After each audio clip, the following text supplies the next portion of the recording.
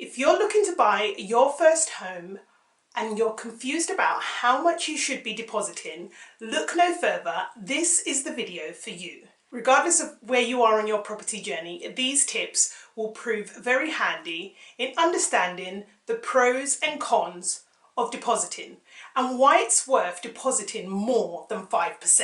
Hi there, my name is Michaela Green. I'm a chartered financial planner. Welcome to my YouTube channel, The Wealth Check. The Wealth Check gives you tools, tips, all simple, straightforward and fun. If you find value in this content, please like and subscribe and don't forget to share.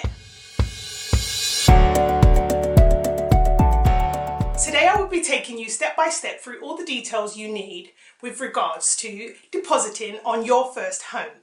So whether it be 5%, 10% or more, I'm going to be giving you a bit of tips about why it's worth putting down more than 5%.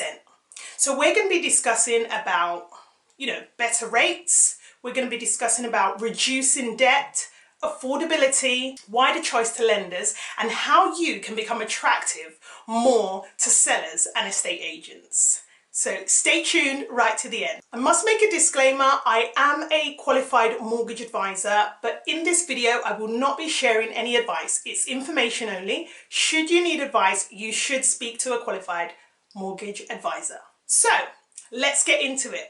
What is a property deposit? A property deposit really is the amount that you put down on a property that you're buying. So for instance, it's normally a percentage of the value of the property. So if a property is a value of 100,000 and you're putting down 5%, then you would be depositing 5,000 upfront and taking a mortgage out of 95%. Now, there's been a lot of news and a lot of information going around recently about the 5% mortgages. But I want to share with you a bit of inside information of why it might be worth challenging yourself to deposit more than 5%. So, step number one, better rates. You could be missing out on hundreds of deals by sticking with a 5% only mortgage. And when it comes to bargains, who doesn't like a bargain? Who doesn't like getting something cheaper than what it really is? Now, the best way that you can consider that is looking at the different options for rates. Now, the more you put down, a general guide, the more you put down as a deposit, the lower generally rates will be. So they move up in generally rates of 5%. So it starts off at 5%, then you have different rates at 10%, different rates of 15% and so on. And it goes up to about 40%, which is quite a large deposit. But it goes up to about that amount. And the more you put down, the better and more attractive rates you'll find on the market. So you could be saving hundreds of pounds. So for me, this was a game changer. Tell you a story. When I bought my first home, I was encouraged to put down 5% more than I anticipated at the start by a mortgage advisor. And that was one of the best things I could have ever done, because just for the sake of adding an additional few £1,000s, I saved in excess of £300 per month on my monthly mortgage payments. So sometimes we could be talking about quite huge savings. Some instances, there might not be a great deal, but it's definitely worthwhile considering and stretching yourself that extra amount to save those hundreds of pounds per month. What that can help you with is budgeting. You might have other financial goals you want to achieve, and that money that you would have been putting into a property, you can now use towards your other future goals. Step number two, reducing debt. Now, one of the areas when considering a mortgage, what not much people talk about is the total amount payable. So it's something that you will see when you get a key features illustration or a key facts illustration, which basically outlines most of the terms and conditions, what's involved in your mortgage when buying a property. Now, the total amount of debt payable can shockingly be sometimes twice as much as the amount that you've borrowed. And so by putting down a greater deposit, you have the opportunity to reduce the total amount of debt. how can you reduce your total amount of debt? Two ways, one being putting down a higher deposit and the second being reducing the term. So if you are considering a lower deposit and a longer term than the traditional, maybe 25 years as it was once known, you could be looking at a far greater total amount payable. So the amount you end up paying back at the end of the mortgage term. Step number 3, affordability. Now, it's been great that the government has actually introduced a 5% mortgage to help individuals get on the property ladder who may not be able to save the 10%. So this is not going to be for everyone, but I am speaking to the people who can potentially save that bit more, or you might be on the cusp, you might be in the middle, you might be on an 8%, and it's worthwhile adding that extra 2% just to make sure that you, number one, get the better rates, number two, you're reducing your total debt payable, but number three, to help you with your affordability. Now, affordability is how much the lender is prepared to lend. Now, putting down a 5% mortgage doesn't actually help your affordability. What it means is that you need to earn more to potentially borrow your mortgage or borrow the amount that you need. Now, if you have an income which absolutely covers what you need, and as well as putting down a 5%, then that's great. But oftentimes you are almost forced to put down more of a deposit because you can't actually afford the mortgage, or the lender's not prepared to lend a greater amount. So just bear that in mind, that the 5% deposit doesn't actually help your affordability or improve your affordability in any way. And also there is the scary part of negative equity, where your mortgage is higher than the value of your property. It has happened before in previous years. I'm going back to the times now when I was advising, or when I started off advising in my earlier years. There was something called 100% mortgages, which basically means banks was lending practically 100% of what the mortgage was worth, or what the property was worth. Now, that was great because in those times you found that even putting down a 5% was quite a great deposit to put down on a property. But now what you found is that many people ended up losing their homes and being repossessed. So the banks taking back the property simply because they couldn't afford the mortgages that they were paying, and the value of the property had actually reduced below what the mortgage amount was. So in those instances, property does actually carry risk, and it's important to understand that the property price can increase or decrease. So the closer you are going, or the lower loan to value you're putting down, the more risk you're actually exposing yourself to of being exposed to negative equity. That is obviously a worst case scenario, but the truth is it has happened and it still can happen again in future. So it's just to be wary of that when you are considering a 5% deposit. Step number 4, whole of market.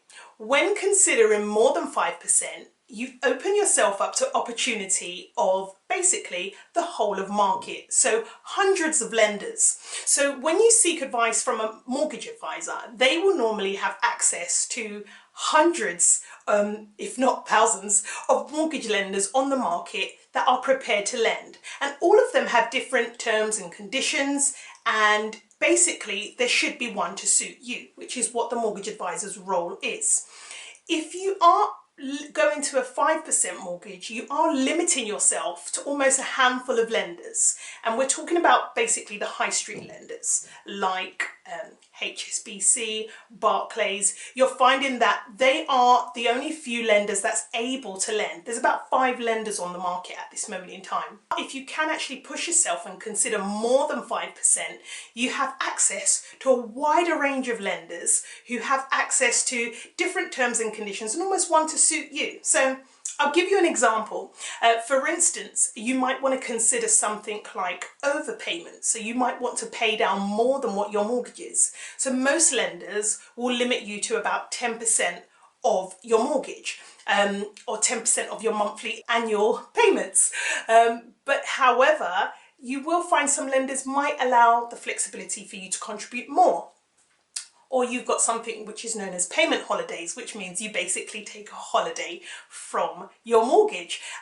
Some lenders will allow you to do that and some lenders won't. And you also have things like you might want to let out your property for a period of time, a short period of time. And different lenders have different criteria around how they deem or allow you to let your property out. So if you are able to put down a higher deposit, you give yourself that flexibility to look at the whole of market. And last thing I would share on that topic is economic factors as well. 5% mortgages, they really are dependent upon what the economic climate is. For instance, it was around 2013, they were, or just before 2013, they were removed from the market and then reintroduced back in 2013. And the same thing has happened again. They were recently removed because of COVID and a number of other things. They've recently been launched back to the market again. So what I would urge people to do is that if you are only saving for 5%, you are dependent upon whether they would actually be around based on economic factors. So it's worthwhile pushing yourself for that greater deposit, because then you can relax and know that regardless of the situation, most lenders will be prepared to lend because you are putting down that greater deposit. Because a 5% deposit is deemed as a greater risk to the lender. So they might not want to lend in certain circumstances. Step number 5, how to be attractive to estate agents and sellers. Putting down a greater deposit is one of the greatest ways to stand out to estate agents who act on your behalf and act as a middleman or middlewoman between the buyer, yourself, and the seller. Now, it's generally only a case when there is a bidding war, and you do find when there ever is a limited number of properties on the market and a great demand for people to buy, that you will come across many bidding wars. And if you've ever bought a property, I'm sure you would have experienced something like this. But it just basically means you're not the only one who's interested in that property. There'll be many other people interested. And then it comes down to who looks the best on paper. And when you put the paper down, one of the major things that they are looking at is how much deposit somebody's putting down. Now, the deposit is deemed as sometimes how serious you are as a buyer, but also how easy it would be for you to get a mortgage. Now, obviously, putting down a lesser deposit, it sometimes is harder to get a secured mortgage. Whereas when you're putting down a greater deposit, going back to, as I mentioned, you're open to a wider number of lenders. And so there's much more greater chance that you can actually secure that mortgage. Now, the estate agent is really looking for the person who's able to secure a mortgage and in the quickest time so the sale can go through. And most likely, that's likely what the seller's looking for as well. So if you are putting down a greater deposit, you do look more attractive to sellers. So what a great way to encourage you to put down more as a deposit on your first home.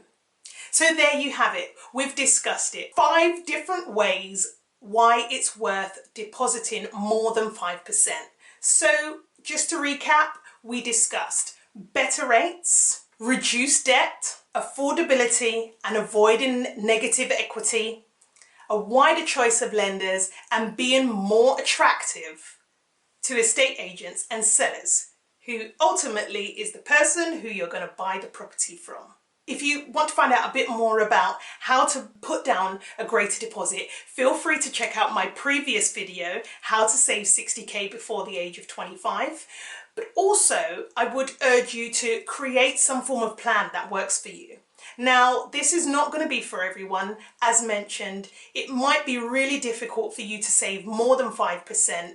And if 5% is all you can save, I would urge you to still I would encourage you to go out and start looking for a property. There are these rates out there now, and so why not take advantage of them?